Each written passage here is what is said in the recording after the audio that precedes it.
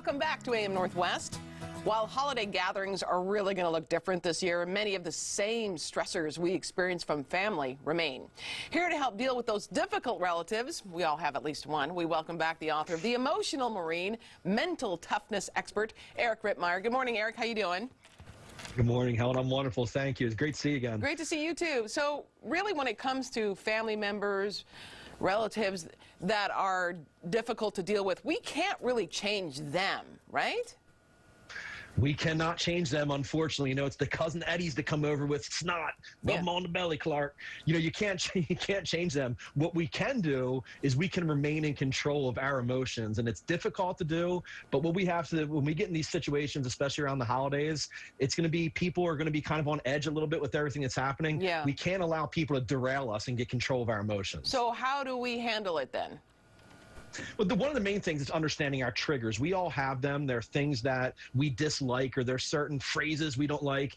We have to be aware of our triggers. So when one of those triggers are pulled, we need to understand that what's going to follow that trigger is going to be an emotion-based reaction, which means we're probably going to say and do things that we're going to regret, as opposed to responding, which is where we process information logically and then formulate a response. It's all about remaining in control of the emotions and knowing the triggers. So take the time to respond. Take the time to think about what you're going to say before you say it.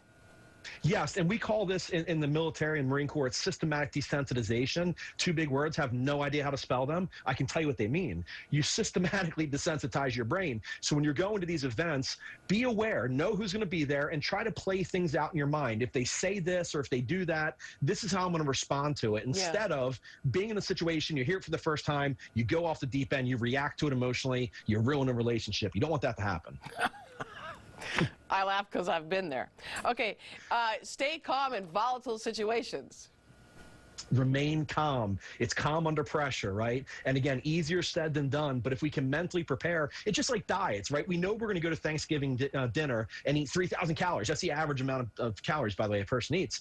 If we know we're going to these situations, like from a diet standpoint, what do? We prepare. So we eat a head of lettuce and drink a gallon of water, so we eat less when we get there. Same thing when we're going to these family events. Prepare ourselves mentally for it. I'm not going to let anybody flip me off the deep end. I'm just going to sit back and relax. Hakuna Matata. It means no worries. Hakuna Matata. You also say people who are mentally tough suspend their disbeliefs. Yes, we're horrible listeners, Helen. That's the issue. We've become a society that listens with the intent to reply, not with the intent to understand. We have these belief systems, and unfortunately, where we are right now as a society, the minute someone has a conflicting point of view, we default to these defense mechanisms and we get upset because how dare they question my belief? When we set aside our disbeliefs, what we're doing is we're saying, okay, I believe what I believe, but I'm going to put that up on a shelf. I'm going to hear you out. At the end of the day, I don't have to agree with you. I just want to make you feel like I've listened, like I've heard, like I've understood what you're saying. It's very difficult for us to set aside those beliefs, though, and hear an opposing point of view.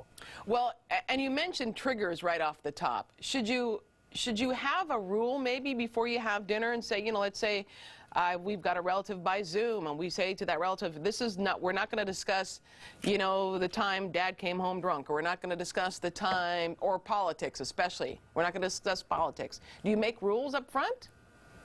You know, it's funny. I get that question a lot, Helen. My advice there is no, you don't, because what ends up happening is you have the possibility, I think, to upset people. So I understand about being proactive, but the issue is if they're coming there to stir it up, they're going to stir it up no matter what. So if they're on a mission to come over and get you worked up, if you preemptively even say that, that might fuel them a little bit more. So personally speaking, I don't think that's the way to go. I think we remain in control of what we can remain in control of, which are our thoughts and our reactions. Absolutely. All right, Eric, thank you so much. We'll put all the information on our website at k2.com. Eric Rittmeyer, thank you so much. Thanks for having me, Helen. It was great seeing you again. Great to see you, too. All right, we'll be right back with more AM Northwest. Don't go away.